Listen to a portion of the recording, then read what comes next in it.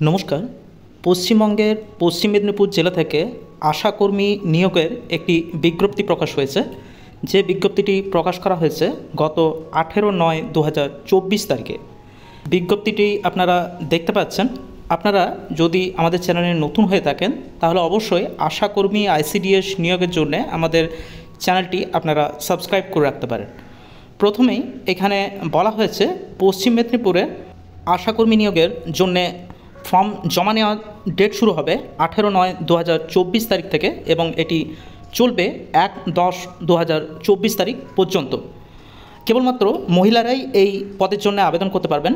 তাদের বয়স সীমা হতে হবে 30 বছর থেকে 40 বছরের মধ্যে এবং ন্যূনতম যোগ্যতা থাকতে হবে মাধ্যমিক বা সমতুল্য। যে গ্রামের অন্তর্গত এলাকায় আপনারা বসবাস করেন কেবলমাত্র সেই গ্রামেরই এলাকার জন্যে আপনারা এই আবেদনটি করতে পারবেন। এখানে আরও বলা হচ্ছে যেসব ডকুমেন্টসগুলি আপনাদের লাগবে এই চাকরির জন্য আবেদন করতে গেলে সেটি হলো বিবাহিত যদি আপনারা হয়ে থাকেন তাহলে অবশ্যই বিবাহ ম্যারেজ রেজিস্ট্রি সার্টিফিকেট লাগবে এবং বিবাহ বিচ্ছেদের জন্যে আপনাদের প্রমাণসহ যে ডকুমেন্টস আছে সেই ডকুমেন্টস কিন্তু লাগবে এবং শিক্ষাগত যোগ্যতার যে প্রমাণপত্র মাধ্যমিক বা সমতুল্য পরীক্ষার মার্কশিট সেটি লাগবে, বয়সের প্রমাণপত্র লাগবে, স্থায়ী বাসিন্দার যে প্রমাণপত্র অর্থাৎ এপিক কার্ড বা রেশন কার্ড সেটির জেরক্স কিন্তু লাগবে এবং আপনারা যদি তপশিলি জাতি বা উপজাতি হয়ে থাকেন তাহলে তার সার্টিফিকেটটি লাগবে অর্থাৎ কাস্ট সার্টিফিকেট যেটিকে বলা হয় এবং একটি 5 টাকার ডাক টিকিট লাগানো নিজের ঠিকানা লেখা একটি বড় খাম লাগবে। তাতে আপনারা যে অ্যাপ্লিকেশন ফরম্যাটটি সেটি সঠিকভাবে ফিল আপ করার পর সেটি এবং তার সাপেক্ষে যে ডকুমেন্টসগুলি আপনাদের এখানে দিতে বলেছে সেগুলি সহ আপনাদের ওই 5 টাকার ডাক টিকিট চেটানোর যে বড় খামটি তার ভেতরে সেগুলি দেওয়ার পর সংশ্লিষ্ট ব্লক উন্নয়ন আধিকারিক অফিসে এই ফর্মগুলি জমা করতে হবে এবং যে ফর্মটি আপনারা ফিল আপ করবেন উপরে আপনাদের স্বপ্রত্যয়িত একটি পাসপোর্ট সাইজের ছবি দিতে হবে। তারপর সংযোজনী 1 অনুযায়ী কোন সিরিয়াল নাম্বারের জন্য আবেদন করছেন সেটি কিন্তু এখানে লিখতে হবে।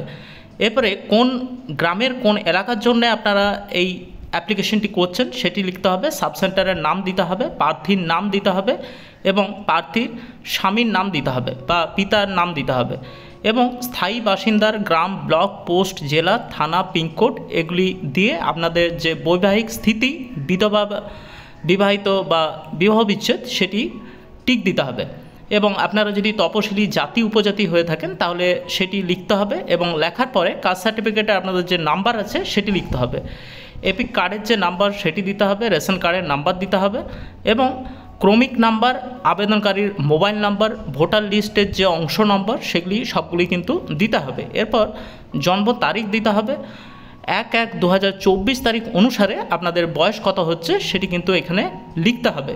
এরপর আপনাদের যে এডুকেশনাল কোয়ালিফিকেশন মাধ্যমিক বা তার সমতুল্য সেই পরীক্ষার নাম দিতে হবে, সাল কোন সালে আপনারা পরীক্ষাটি দিয়েছিলেন, কোন সালে উত্তীর্ণ বা অবতীর্ণ হয়েছিলেন সেটিও দিতে হবে, বোর্ড বা কাউন্সেলিংয়ের নাম, মোট প্রাপ্ত নম্বর কত ছিল এবং মোট নম্বর এবং শতাংশ নম্বর সেটি দিয়ে আপনাদের নিচে তারিখ সহ আবেদনকারীর একটি পূর্ণ স্বাক্ষর আপনাদেরকে কিন্তু এখানে স্বাক্ষর করতে হবে এবং এই ফর্মটি ফিল আপ করার সময় অবশ্যই আপনারা একটি আগে থেকে জেরক্স করে রাখবেন যাতে আপনাদের যদি কোনো ভুল হয়ে থাকে ফর্মটি ফিল আপ করার সময় তাহলে সেই জেরক্সটি আপনারা কাজে লাগাতে পারবেন। এবং এইখানে আরও একবার বলা হয়েছে এই ফর্মটির সাথে আপনারা কী কী ডকুমেন্টসগুলি দেবেন।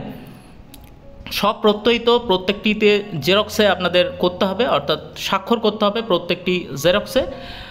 প্রার্থীদের সাম্প্রতিক তোলা ছবি 2 কপি ছবি দিতে হবে স্বাক্ষর সহ, 5 টাকার ডাক টিকিট সহ নিজের ঠিকানা লেখা একটি খাম দিতে হবে এবং মাধ্যমিক বা সমতুল্য পরীক্ষার অ্যাডমিট কার্ড বয়সের প্রমাণপত্র হিসাবে, এপিক কার্ড দিতে হবে, ST/SC যদি কারো সার্টিফিকেট থেকে থাকে তাহলে সেটি দিতে হবে এবং রেশন কার্ড দিতে হবে এবং বিবাহিত যে স্থিতি সেটির জন্য আপনাদের নির্দিষ্ট ডকুমেন্টস কিন্তু এখানে দিতে হবে এবং যদি কারো উচ্চতর শিক্ষা থেকে থাকে তাহলে সেটি কিন্তু আপনারা দিতে পারেন, এটি কিন্তু আপনাদের ম্যান্ডেটরি নয়। এবং সব কিছু দেওয়ার পর আপনারা ডকুমেন্টসগুলি একটি খামে ভরে এবং এই যে আবেদনপত্রটি আপনারা ফিল আপ করলেন সেটিও একটি খামে ভরে নির্দিষ্ট যে ব্লক অফিস আপনাদের আছে সেই ব্লক অফিসে সেই সময়ের মধ্যে কিন্তু জমা আপনাদের করতে হবে।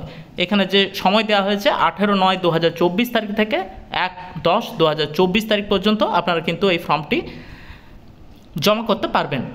এই ফর্মটি আপনারা কোথা থেকে পাবেন? পশ্চিম মেদিনীপুরের যে অফিসিয়াল ওয়েবসাইট আছে সেখানে রিক্রুটমেন্ট বলে একটি মেনু আছে, সেই রিক্রুটমেন্ট বলে মেনুতে যেয়ে আপনারা এই নোটিফিকেশনটি দেখতে পাবেন। আপনারা প্রথমে এই নোটিশটি ডাউনলোড করবেন এবং তারপর ফর্মটি ফিল আপ করবেন। আপনারা এরকম আশাকর্মী এবং আইসিডিএস রিলেটেড আরও ভিডিও পাওয়ার জন্য আমাদের যে চ্যানেলটি আছে সেটি আপনারা সাবস্ক্রাইব করে রাখতে পারেন। নমস্কার, পুরো ভিডিওটি দেখার জন্য ধন্যবাদ।